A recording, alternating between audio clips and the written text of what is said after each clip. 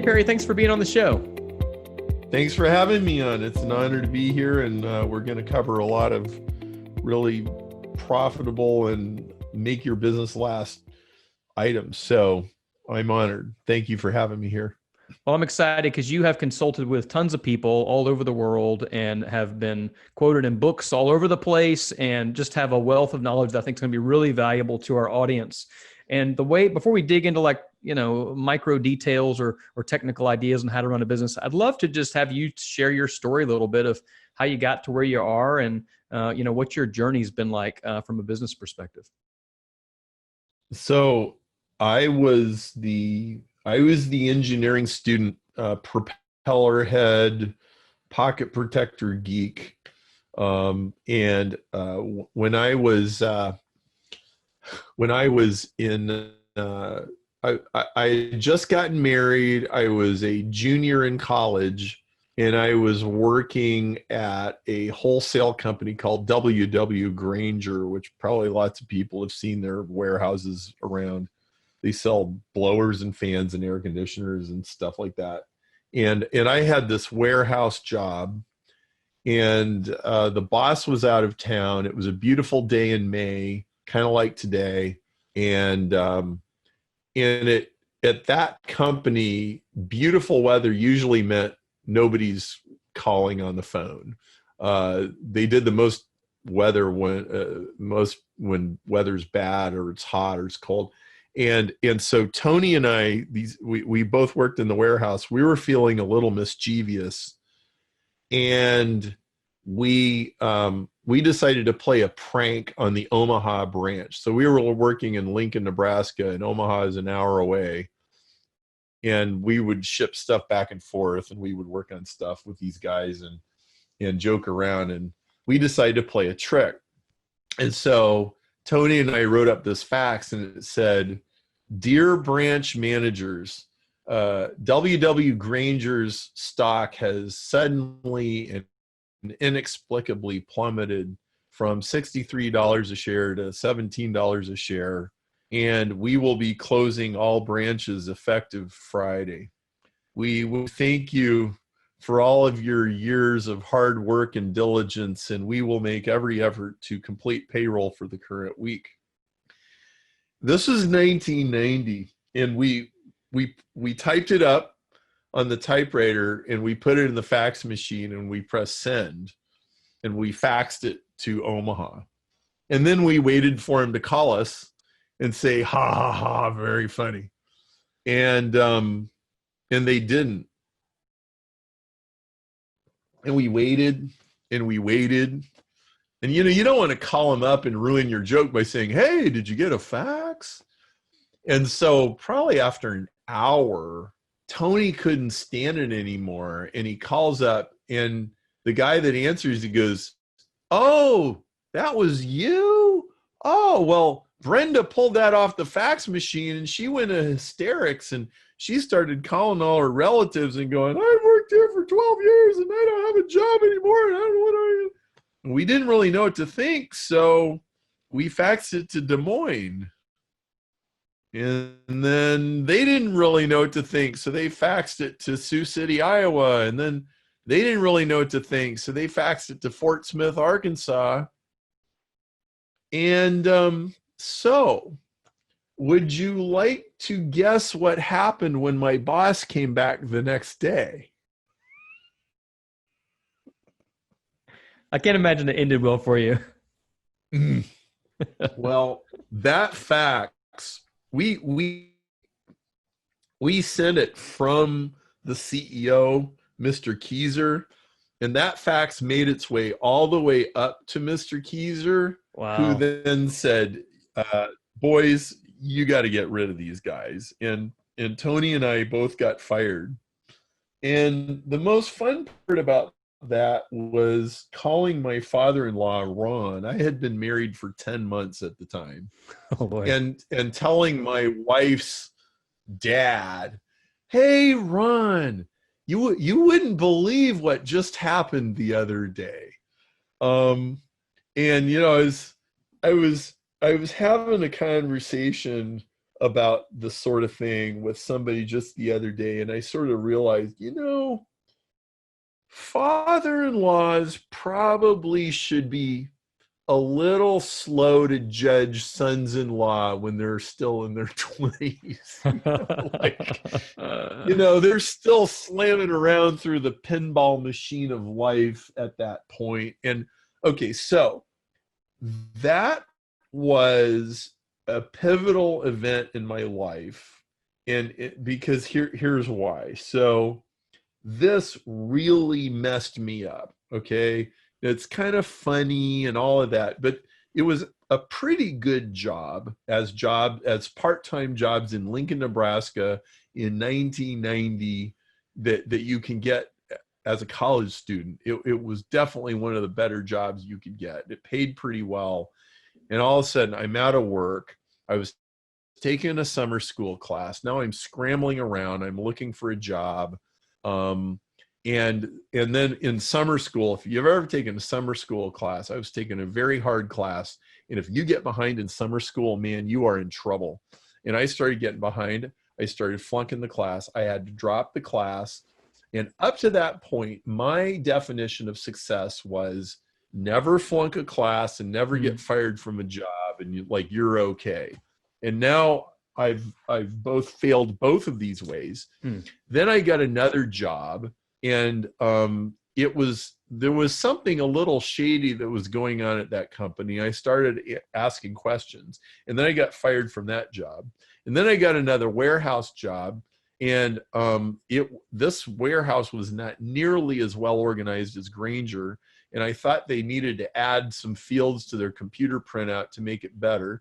So I walk across the hall and I talk to the IT guy to find out if that's possible before I go to my boss to suggest it.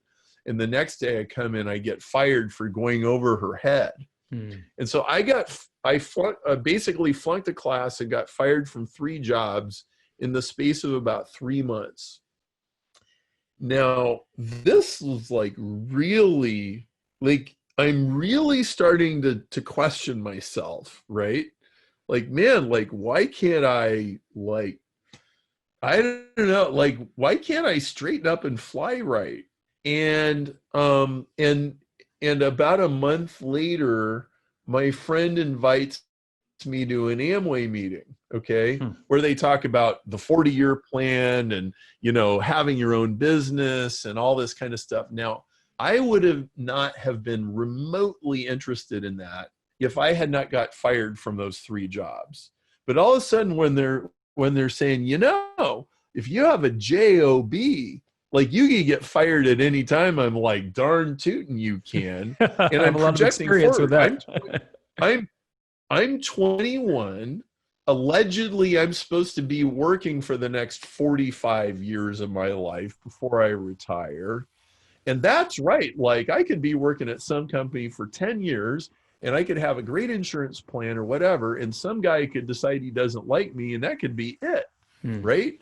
And you don't have to be that smart of a 21-year-old to know that if you're 56 and you get fired from a really cushy job, getting another really cushy job might be harder than getting a part-time job in college. So, hey, and this is how I got plunged into sales and marketing and entrepreneurship.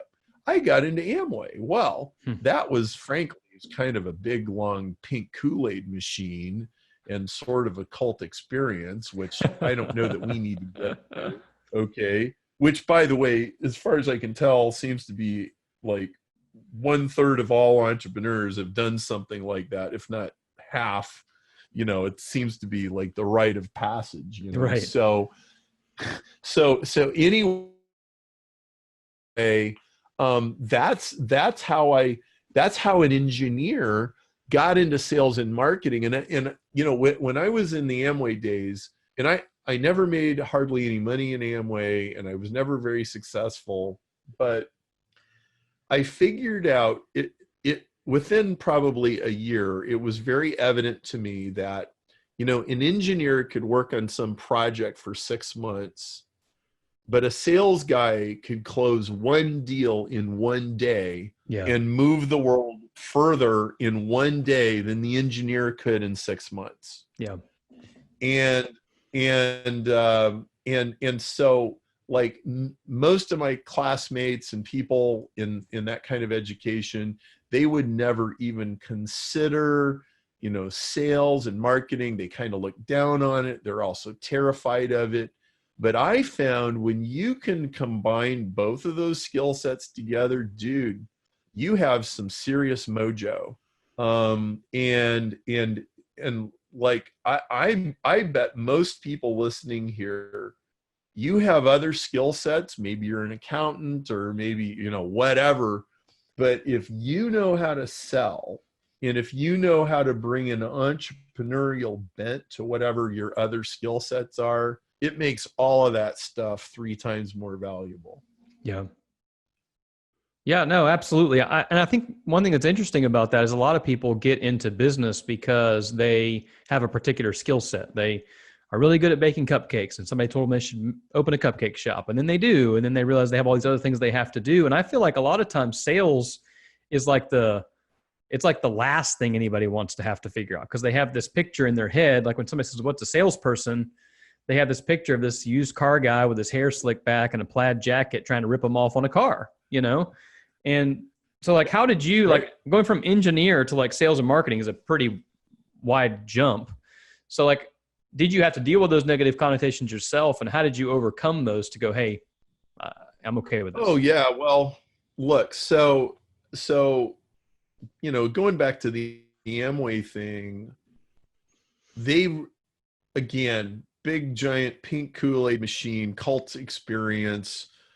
Frankly, I would call it an emotionally abusive environment, but hey, let's give them some credit for several things. You know, they put me in a suit and a tie and a white shirt and taught me how to go out and do a presentation and pick up the phone, and like some really basic ground level people skills that, you know, served me.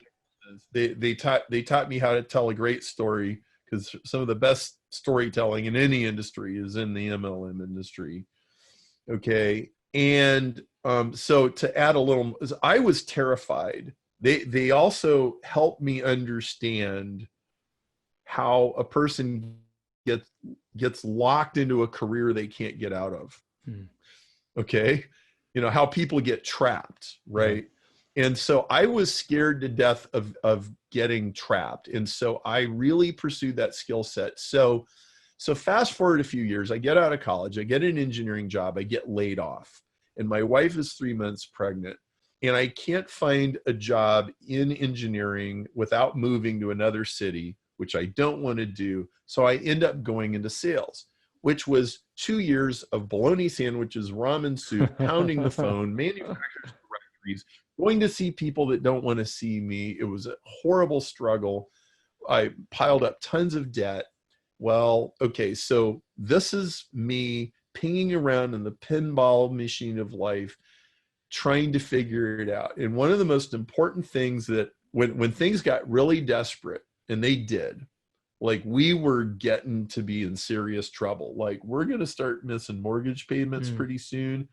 And I got fired from my sales job after 2 years, after trying really hard to make it work. I had to get really real about what I could do in the world that was valuable, because up to this point, it didn't look like I really knew how to sell. Okay. After however many years of Amway and 2 years of the sales job, it looked like I was a colossal failure. And what I figured out was, Perry, you need to find the place where sales overlaps with other things that only you can do.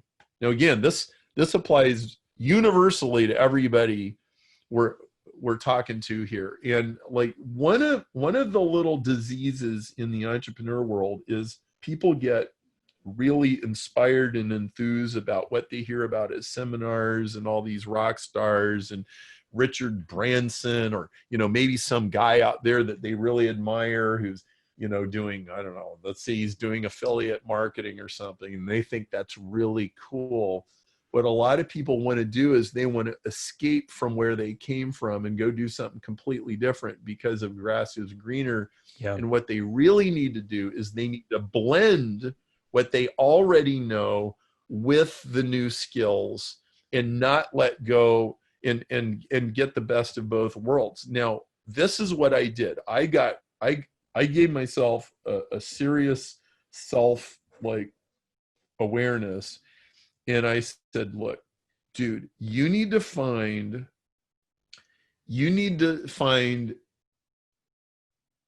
a blend of engineering and sales that only you could do, that most sales guys could not do the engineering part, and almost all engineers could not do the sales part. And you need that Venn diagram, that overlap. And I got really clear about it. And the next job I got was that job. And that worked. And it was like, in the land of the blind, the man with one eye gets to be king. And that's one of my favorite phrases. And it's just about the best business advice I could give to, if you're green, if you're wet behind the ears, if you're new, if you're just trying to figure things out, you need to go fight battles that you can win. Yeah, I think that's huge. I mean, the whole idea there of what you're talking about blending sales with something that you already have skill sets at, is amazing because cupcakes. Well, exactly. I mean, but the thing is, the reason most people hate sales is because people are trying to sell them things they either don't believe in, or they don't know much about, or aren't a good product, or whatever else. And the people that are really good salespeople are really just helping people actually through something that they actually do need, want, and desire. And my uncle told me a long time ago, he's like, and they don't seem like, oh, sorry. No, it's okay. Well, they don't seem like salespeople. Right. They don't, because they're really not. I mean, that's the thing. Like my uncle told me a long time ago, he said, look, sales is not hard. You just have to look at the other person, and not your desire. Your end desire is not to close that deal. It's to honestly and earnestly help them. But you have to have a product or service that you really know well, that you're able to actually do that with. And those are the people that sell the best. For our agency, I've been this primary salesperson for a long time, but this year, it's actually the first year that one other person has totally eclipsed my sales on my team by a long shot. And it's because he's been here long enough that he really understands the product. He really believes in it. He really knows what we're capable of doing. And he doesn't need me to be the figurehead out there selling anymore, so I can do fun stuff like this. But it goes back to, he spent 8 years with the company now blending those ideas together.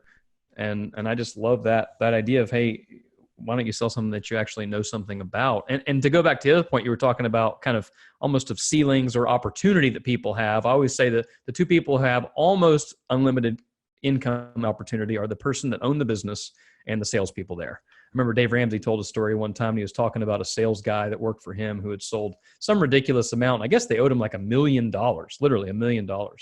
And his executive team was like, what are we going to do about this? And Dave's like, we're going to pay him $1 million. Because he sold like, I don't know, 10 million or 20 million or something, something ridiculous. Because next year I want him to do the same thing again, But it seems so ridiculous because now here's an executive who's maybe making $200,000 a year paying a sales guy $1 million because of what he completed, because he hit some giant, massive bonus goal. So pretty neat. Well, and to that point, I used to work for a manufacturer's rep firm, and then I was a sales manager in the job that I was telling you about that worked. And I was hiring reps, and the bane of a manufacturer's rep is they spend 18 months, they close $1.5 million deal. They're supposed to get $150,000 check. And the manufacturer has to give them the first check, but then they cancel their contract and they, hire a $80,000 a year sales guy and go, well, I'm not paying that much money for sales anymore. And so you have this whole churn.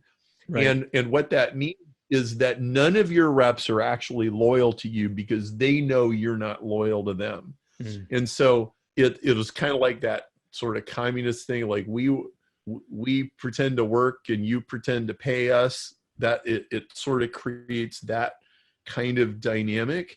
And what I told my reps was, so after being 2 years in a manufacturer rep firm and not really doing all that well, but paying attention to what was going on around me, I knew that that was the biggest problem of a rep firm. And I said, listen, so every time I would bring on a new rep or even court one, I would say, listen, I would tell them the whole sad story that I was familiar with. Like, I know your point of view. Now, they usually didn't have a sales manager talk that way because most sales managers had never worked at a rep firm.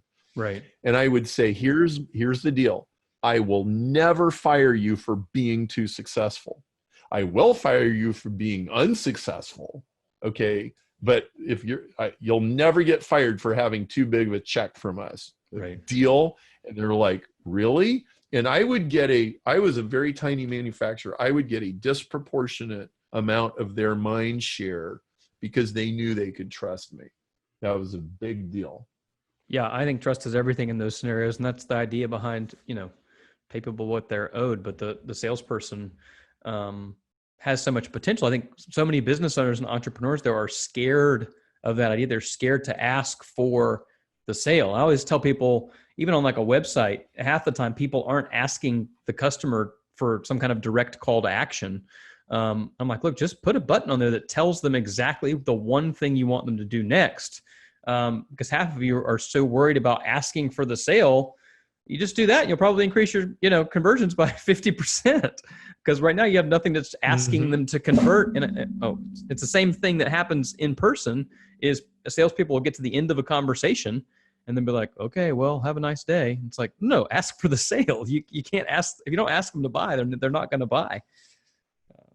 So you early on, you kind of went through this story and you talked a lot about being fired multiple times, doing Amway, but not really being that successful at it, doing other things and not really feeling that successful at it. So you had a lot of like early on failures, for lack of a better term, where you're kind of going, hey, this is not working well.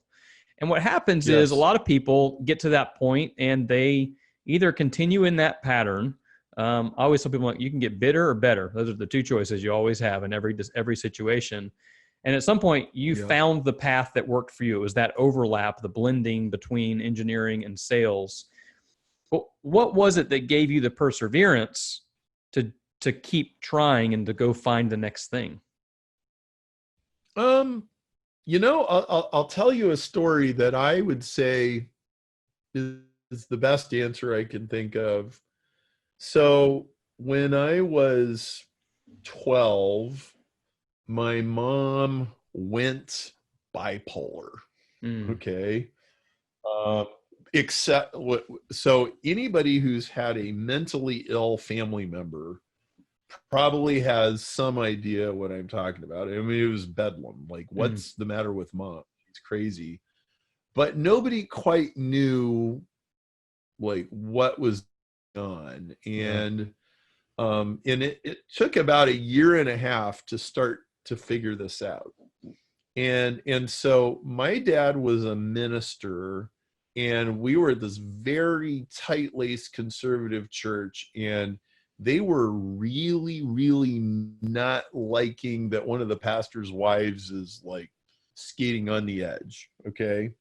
And so they start putting pressure on my dad, like, man, Bob, you better straighten this out, and then they're giving all these, sort of religious reasons why, things can't be left in this state of affairs. And so he's casting about, he's trying to solve this problem. And he finally gets her in front of a psychiatrist. And the psychiatrist says, well, your wife is bipolar with mild schizophrenia, and here's a medication, and puts her on medication. Well, his boss at the church found out about it, and his boss had this real axe to grind against psychology and psychiatry. He thought it was like evil. Well, so what happens is these two pastor dudes come over to our house, and they explain, well, we've asked your father to resign. and we're going to give him this other job, but he's not going to have any leadership responsibilities. And then they next Sunday in front of 2,000 people, well, Bob has resigned because of some problems with Betty in the family. This was like this really humiliating situation. And we got relatives that are like, hey, Bob, like, you should like get out of town, man. Like, you should get the hell out of Dodge. Like, these people are mistreating you. And what my dad decided to do was stick it out. He had a lot of balls, and the guy who made this decision was a very intimidating guy, and he was very charismatic, and everybody, jumped when he said jump, and most people wouldn't confront the guy on his stuff. And my dad got in his face and he said, listen, my wife wasn't in sin, and she wasn't, in rebellion or anything like that. She had a medical psychiatric condition. Right. There's nothing wrong with a psychiatrist. It's a medical doctor. And my wife's doing better, and you owe her an apology, and you owe me my job back. And 9 months later, he got an apology letter. He got his job back, and he totally vindicated himself.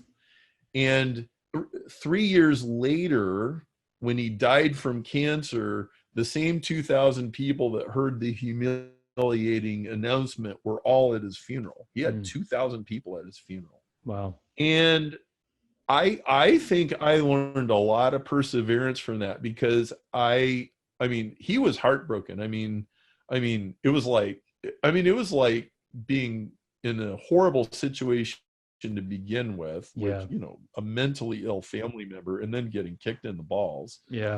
But like he didn't let the desire for revenge or getting even and like all of that kind of stuff take over, right?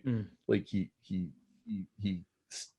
kept to the high road, and he vindicated himself, and he didn't quit in a really desperate situation. And I just carried that over. Now, one of the things I learned in business was you definitely need to quit sometimes. Yeah. Okay. Like, gotta know when to fold them. Yeah, man. Like seriously, like I remember once when I was 9, first time I ever went water skiing. So, it's really fun, and I'm bouncing across the waves, and finally I fell over. And now I'm getting drugged through the water, and the rope isn't stopping. And I thought, why doesn't this guy stop? I'm going to drown. And suddenly I realized, Perry, you have hands. You can let go. And you can let go. Right. And as soon as I let go, then the boat stopped and came around and picked me up. Like the guy wasn't going to stop until and there's a reason for that, which we don't need to go into, right? It's like, oh, right. And look, there's a difference between I think you always persevere in life, but there's lots of things you need to quit. Yeah. Okay. And quitting is not the same as failing to persevere. Yeah, that's right. Now, look, I've got a client whose father-in-law committed suicide 3 days ago. Okay. Now that guy decided to not persevere. Okay. That's a whole, do you see the difference? Right. Yeah. You've got to figure out what you're really committed to and what you need to let go of. I think that's really important. I mean, I think I've seen a little bit of both, but there are a lot of times you see people holding on to things where you're like, this has never worked. It doesn't have any indication that it's going to work, and nobody thinks it's a good idea. So it's time to let go of that rope a little bit. But I actually just read a book not that long ago, a real short one by Seth Godin called The Dip. And he talks about this idea that in every business, there's this cycle where you kind of have this on ramp, and then there's a little bit of a decline. And at that point is where you have to decide if it's going to turn back up and take off, or if that's when you quit. But he basically says the same thing in that book of understanding when you actually need to quit and when you should go, okay, I'm just going to put my head down and push through this season and get to the next chapter. So Yeah. we've talked a lot about, successes and failures and how to overcome those. I'd love to get a little bit more tactical because you've spent a lot of time in all kind of stuff, sales, marketing, and sales and marketing, I think, are really hard for a lot of business owners. And so I'm wondering for you, when you think about small businesses and you do a lot of consulting, you're talking to somebody who's, just struggling to figure out how to get the attention that they need. Maybe they've got a really good product, they got a really good service, but they're not getting it in front of the right people. What are some of the things that like you think have been really helpful for you and that you see working for others right now out in the business world? So one thing that I've consistently noticed is most people possess 3 times more proof of how good their product is than they've ever actually shown anybody. That's great. If you systematically go through, okay, so how would you, like, what kind of demonstration, like I remember I when I was a kid, I saw a Tonka toys brochure, and I remember it had a picture of a Gran Torino car with the tire sitting on a Tonka dump truck, and it showed that a little toy dump truck could hold the weight of a car. Okay, it's like Tonka toys are tough. Okay, well, how many ways are there to prove how tough your product is? Like, maybe you can swing a sledgehammer at it and it won't break. Well, do you have a video, or have you actually taken it in front of a customer? I bet most people have never had a sales guy walk in their office, take a sledgehammer and try to smash his own product. Okay? I bet most people have never had that happen, right? Or maybe you have testimonials and nobody's ever seen them, or you had these tests done and nobody's ever seen the results, or you were featured in a magazine 2 years ago and you never got reprint copies of the article. Or, I mean, again, consistently, I find most people are only showing their customers a third of the proof they have, and you can never have too much proof. So that's one thing. Okay, another thing is people don't really understand the 80-20 principle, which is the most powerful principle of cause and effect. Okay, and I don't say this lightly.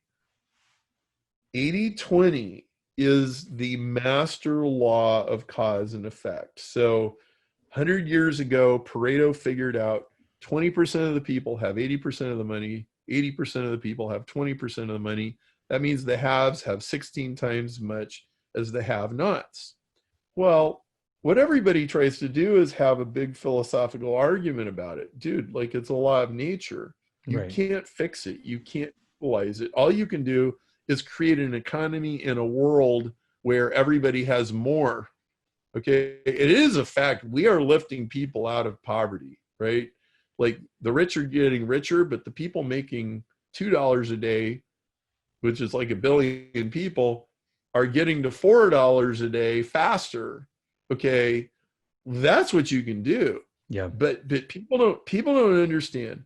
Cause and effect are wildly, erratically unequal.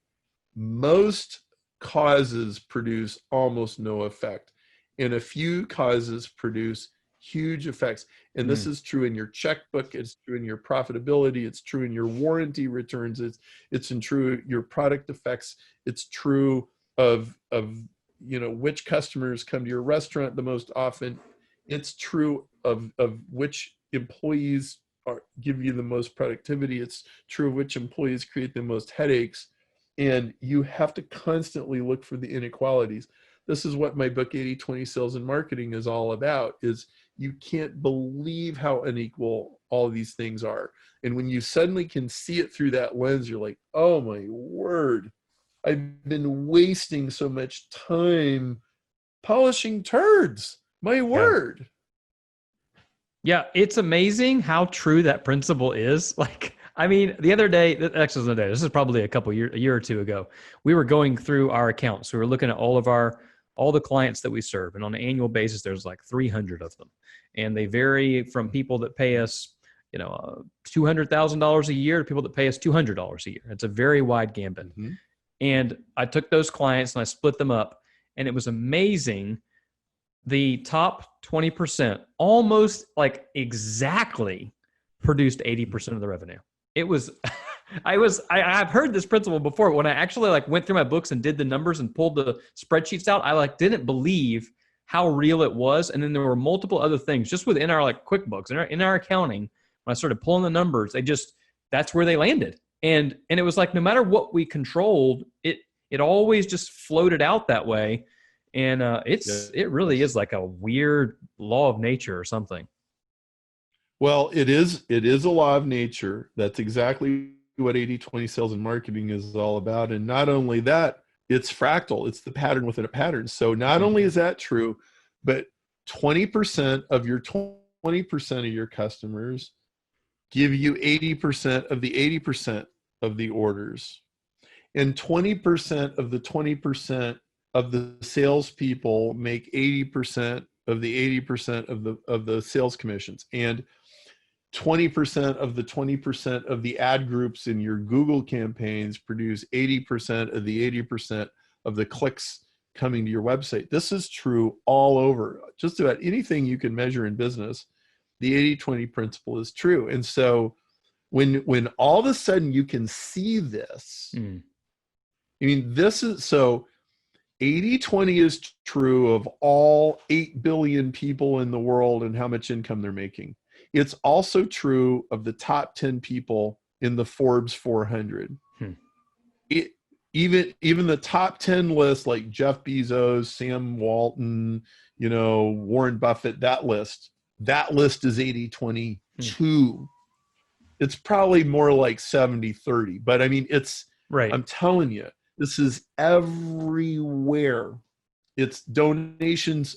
In my book, there's an appendix, and I have this little chart. I have a unique way of putting 80/20 on a graph that's not like anybody else does it. In fact, it got published in the Harvard Business Review, Italy, last year. And I show revenues of Fortune 500, and it follows this curve. Net worth of Forbes 400, it follows the curve. Donations to a church on one Sunday morning, it follows the curve. Dairy output of 38 counties in Wisconsin, it follows the output. It is consistent. It is the most consistent thing that nobody has ever pointed out to you in your life. It is unbelievable, and it is everywhere. It's the tree in your front yard. It's the traffic on the roads in your town. It's your utility bills. It's 80% of the dirt is on 20% of your carpet, because 80% of the foot traffic is through these certain, it's universal. So it really is crazy. But what I'm curious about your opinion on, or thoughts on like the next level of thinking behind once you realize that, the question then for me becomes, well, what do you do with it? And so what a lot of people say, or at least that I've heard, is, okay, well, if 80% of my business is produced by 20% of the clients, then I should just drop the bottom 80%. The problem, like logically for me in that scenario, is, well, if that's true, now you're left with the top 20%, which, like you said, now there's within that still going to be 80/20. So you're like, how do you make that? Like, what do you do with it? You know what I mean? Like, what in sales and marketing and in business, what's your practical next steps once you know that fact? Okay, so here's how you practically put this to work. So there's like, so what you asked is like, well, what's 80/20 201 or 301 really is what you're asking. That's right. So here's what it is. So my friend Lynn Bertain has this thing he calls the 20-120 rule. And here's what it is. It says that 120% of your profit came from 20% of your customers. And then that's the top 20% of your customers. There's a bottom 20% of your customers that are actually losing you money, but you don't know it. and they bring your 120% down to 100. And then the ones in the middle are just keeping the lights on. Okay, so here's what happens. If you fire 80% of your customers, what's going to happen is you're not going to keep the lights on. It'll destabilize the business. Right. Like, it's too much shopping. Okay. Like, now it may not be obvious at first, but it might be like, well, okay, so we got rid of 80% of our customers and our sales only went down 20%. But now what happened is we can't get that volume discount that we were getting. We get bumped down to this lower level. And then like all these little cascades start happening. And then like you lose one big customer, which is inevitably going to happen anyway. And all of a sudden you're in serious trouble. So here's how you do use it. What you do is you figure out, well, who am I losing money on that I don't realize I'm losing money on? Okay, and most people have not done, sorry to use a 4-letter word here, but they haven't done enough cost accounting to actually know. They don't really know where the money is being made in their business. There's this big squishy cloud, and effort goes in, and then money comes out, and they don't know where it's getting eaten up. But look, if you stop and think about it, it's like, okay, don't look for 20%, look for 2%. What's the 2% of my customers that I know I have to be losing money on these people? What's the 2% of your product line you're almost certainly taping dollar bills to every shipment that goes out? What's the 2% of product defects that are causing like 50% of your warranty returns? Okay. What the 2% of your employees? This is a big one. So one of my clients for a long time now is Nancy Schlesinger in the UK, and she runs a recruitment agency. In her recruitment agency, they guarantee the success of a candidate for a year.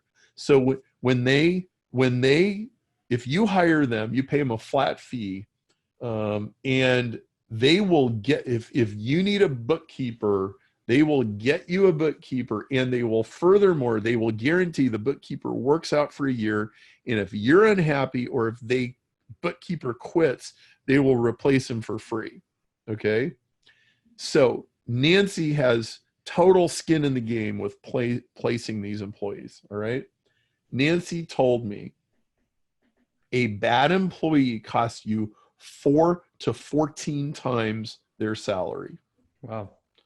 Now, it's never completely obvious why this is the case. Now, they can't steal. I know they could even steal from me, but they're not going to steal 14 times. Well, they might. You might be surprised. Okay, but it's the cascading effects. Okay, it's like, well, like I had a bookkeeper that overpaid a vendor by $80,000 one year.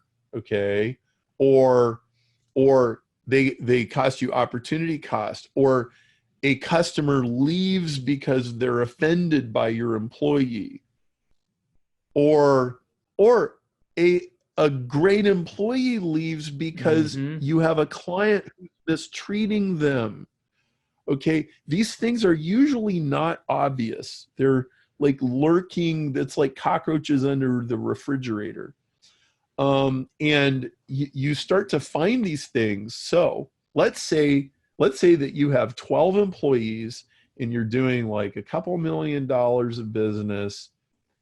If you fire 2% of your customers, you fire one of your employees, you get rid of one bad vendor, you discontinue one product, your revenue will go down 10% and your profit will go up 15%.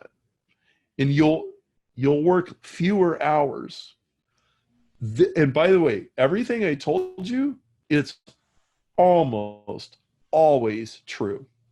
Very rarely is it not true. Jack Welch, when in the booming heyday of GE, 10 or 20 years ago, Jack Welch's policy was we automatically fire the bottom 10% of the staff every year. Wow. Now that sounds draconian. It's just ruthlessly, honestly 80/20. It's almost guaranteed that 5 or 10% of your staff not only does not belong there, they're making things worse. Yeah. I have fired more people than have ever quit my company. Hmm. It's painful, but it's necessary. And it's necessary for them. They don't belong here. That's right. They belong somewhere else. And it could be they're a really good person. There's not a problem in the world with them. It's just a bad match. Or it could be they've developed bad habits. They've developed a bad attitude. And like the school of hard knocks needs to straighten them out. But it can't be at your expense. You can't let the drowning person make you drown too.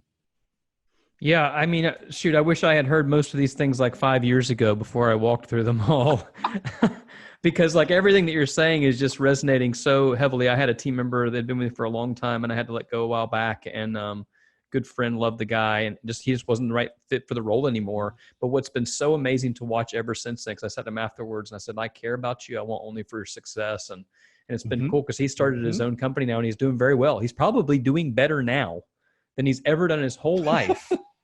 And we're better too, like as a company. And I still love the guy. I mean, I was at a party at his house the other day, like, and so it took a little while for that to actually work out, but it's been amazing to see that. And I think that the principles that you're talking about, it really kind of goes back.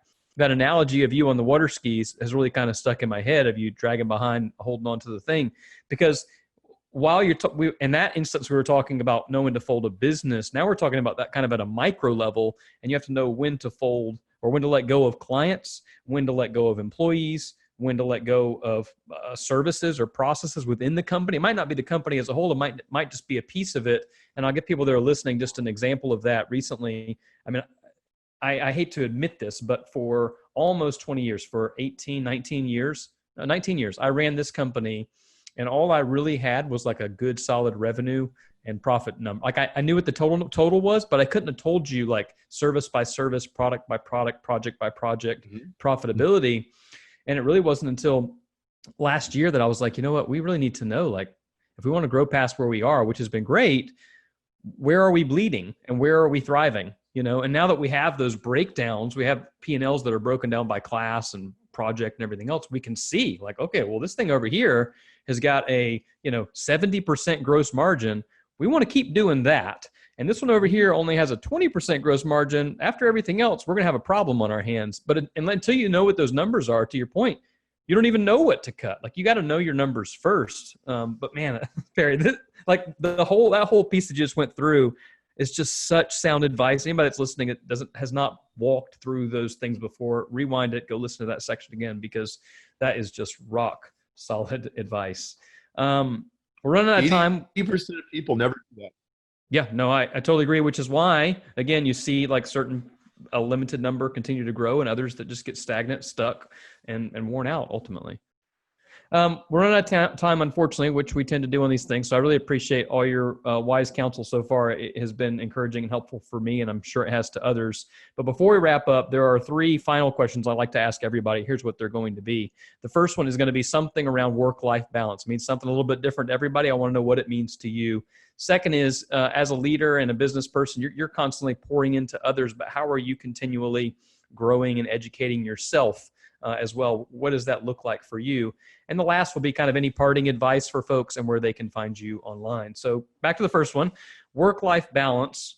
What does that even mean to you? It means something different to everybody. I don't even love that term, but I'm curious what it means to you. And how has that changed for you in different seasons of life? So I think it is very significant that the oldest intact civilization by far is the Jewish population. Okay. It's basically the same religion, same language, same holidays for 4,000 years. Yep. Okay. Next closest is the Catholic Church, and the next closest after that is probably, no better than a third Islam. Okay. And, the Jewish tradition insists that you take a day off. Okay. And a lot of people think that they're too smart for that. And I think it's a mistake. Um, I think you burn yourself out. You burn out your family. You burn out your relationships. You burn out your marriage. You burn out your body. You just, you need to take a day off. And if you take a day off and you spend time with your family and you do fun things and you set the work aside, and I mean, like, you don't do work. You're not in your email box and you're not texting your clients and all that kind of stuff. Like, you can do this. Okay. Again, the oldest intact civilization after 4,000 years is insisting. Okay. It's really important. Okay. Which also How happens to do be one I of the, better? say, which also happens to be one of the most prosperous civilizations even existing today, as far as percentage Yeah. goes as well. Yeah. Like, yeah, half the Nobel Prize Right. winners and basically constituting 20% of the intellectual elite of the lawyers and the musicians and the Yeah. songwriters and the authors and the scientists and the mathematicians. Hello. Yeah. Okay. There's a lot to, I mean, that's a deep rabbit hole, There's a man, very of like interesting book on that, anti. actually, called "Thou Shalt Prosper" by a guy named Doctor or not, by Rabbi Lampkin is his name. I like, Really interesting book. I like that guy. He's Yeah. great. Yeah. Okay. You're saying, how do I feed myself? You know, one of my friends made a comment to me. He goes, Perry, you are one of the best. You're one of the most consistent people with your own self-care that I know. And that is true. That is true. I I make space for the mental space and the personal development that I need. So best habit I have ever cultivated is I start my day with a notebook and a pen and no email and no social media and no interruptions for an hour every day. I get myself spiritually sorted out. I process my thoughts. I figure out what I'm going to do today. And Frank, I do it sort of narcissistically. Okay. It's like, it's me time or it's God time. I'm not doing anything for anybody else. Okay. I'm getting myself straightened out. That is the single best habit that I have cultivated in my life. And I use it to listen. I use it to pray. I use it to meditate. I use it to work out ideas. I'm doing a very important seminar in 3 weeks. This morning, I spent about 2 hours just in my notebook, just working out the ideas, not on a computer, not on a device, totally analog. And it has served me enormously well. Now, most people, if most people did this, they would have to force themselves to do it because they're haptic, like lizard brain, habitual, push a button, get stimulus, respond to something, impulse is overwhelmingly powerful. That impulse is killing you. Yeah. Okay. It keeps you from being proactive. It keeps you from planning. It keeps you from being in charge of your destiny. So majorly important. And that, well, frankly, that would be my advice to you is start with 20 minutes, get your cup of coffee and go sit on your favorite chair or sit on your deck or, whatever comfortable place. Maybe you want to listen to some music or something and just like be in your own private space and listen to the muse and do it like tomorrow morning before you like respond to anybody's fire drill and see if your day doesn't go significantly better. I haven't missed a day in almost 6 years. Wow. Not once. At the beginning of this year, for the first time ever, I switched to using a paper planner to write down at the beginning of the day. I've started a habit where I write down just a single verse out of the Bible in my planner, and I write down what my top 3 priorities of the day, and I kind of write out what my day is going to look like. And I was really consistent for the first quarter, and I've kind of fallen apart the last couple of weeks. I've been traveling a lot, and I've not found a way to fit that into my habit routine. And I've certainly not been nearly as consistent as you, but I will say there is some kind of power in just sitting there with paper. And I'm a digital lover, but I definitely am addicted to those dopamine hits of my next email that came in, or checking off a task in a task box, or deleting an email, or viewing a social media thing. I mean, it's bad. And that's really strong advice. The idea of just taking that time with a pen and paper, and no phone, no laptop, no nothing else that's going to beep or ding or vibrate at you. And I've found too, I have to physically keep those things out of the space. They can't even be on the table or in the room. I have to leave my phone and computer in a whole different space from where I am. But that habit, I don't know any other way to describe it. It's it makes a force field around me that makes everything go better. Wow. I don't know how it works. I don't need to know how it works. It just works. If I skip it, my day goes to crap. If I do it, it makes things good. And so I'm gonna start with 20 minutes tomorrow morning. Then I'm gonna block it on my calendar, and I'm just gonna take it to myself, and I'm gonna do it. So I may have to get up a little bit earlier since it's Saturday and I got 5 little kids, but I'm gonna do that, because I think that's really valuable. Last thing is, where can people find you online, and what's a great place for them to look you up? I would recommend, if you like what we talked about today, you should read my book, 80/20 Sales and Marketing.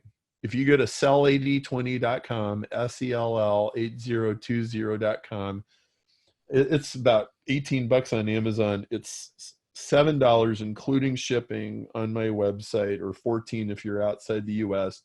That book will change your entire perspective on everything, because it'll teach you you will discover the most universal law of cause and effect that nobody ever properly explained to you. It'll change. So that whole little section where you're amen, brother. That it will nail that, and you'll never see the world the same way. And you'll never do your life and your business the same way. You'll save a bunch of time. You'll make more money. You'll have less stress, and life will be more like what it's supposed to be. Well, those sound like things that this audience is probably interested in. And I think most people started their business to try and find more freedom, find more money, find more time. And a lot of times what we find is stress and anxiety instead. So having the right tools are really important. So go check that out, sell8020.com. Grab Perry's book. I think just based on the conversation today, you're probably pretty confident already there's going to be great value in that. Perry, thank you so much for being on the show. It really has been a pleasure to have you. Thank you for having me. It's been a real pleasure to talk to you today. So appreciate it. Hey, I hope this video has helped you with some tips and ideas to build a business that lasts. Make sure you subscribe to our channel so that you don't miss out on the next videos that we roll out. And more importantly, for some awesome free resources, head over to our website at buildingabusinessthatlasts.com. You can get a free copy of my book there, where I tell you how I have built an agency that's grown year over year for the last 20 years in a row. So go grab that, buildingabusinessthatlasts.com, and make sure to subscribe to our channel. Thanks. We'll see you soon.